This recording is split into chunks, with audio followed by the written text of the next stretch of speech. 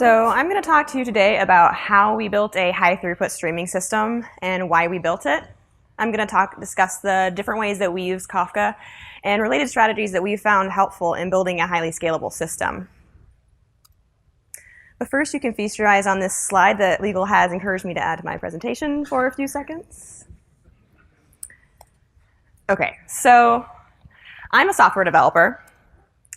And I'm currently writing in Java, and I've been working with Kafka for about the last year in my capacity as a senior software engineer at New Relic. And while New Relic is headquartered here in San Francisco, myself and the majority of engineering are crafting free-range artisanal code in Portland, Oregon. And New Relic is a monitoring company. We have agents, which are pieces of code that are imported or embedded alongside customer code gathering data. We report on the entire stack, from programming language agents that record things like function traces, database calls, to browsers that records things like page views. And also we have an infrastructure agent that's monitoring the health of servers. So with this level of visibility and over 15,000 customers, we have a lot of data that we have to work through. So to get a sense of the scale of Kafka at New Relic as a whole, we have 90 brokers processing about 15 million messages a second, which equates to about several hundred gigabits a second, and that's spread over 600 topics and 4,000 partitions. Now, my team doesn't run the cluster. My team works on the event data. And for us, that is fine-grained, rich nuggets of monitoring data, such as an error being thrown, a page view event, or a shopping cart transaction. And my team was birthed out of the database team. These events go to live in a custom-built database. And our mission is to process the bleeding edge data as it comes in. Some of you may recognize this as the real-time component of the Lambda architecture. For those of you who don't, you can see from this lovely diagram that I pulled from Wikipedia that a Lambda architecture database consists of a component that processes historical queries in a batch processing fashion, while having a separate component that draws from the same data source that processes the bleeding edge data in a more real-time fashion. So our shared data source in this case is in fact a Kafka topic, and we have two different consumer groups for these different components.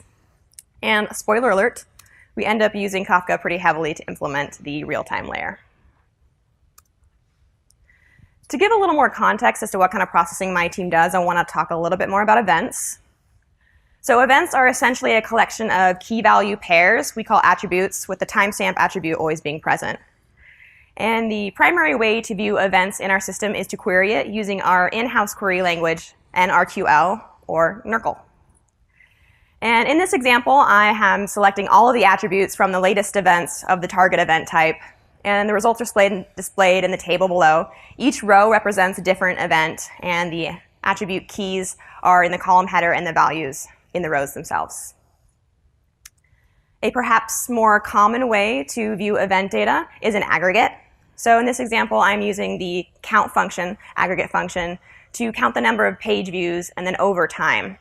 I've also used an attribute here to filter using a where clause so that the app name filter attribute is filtering for just the one application.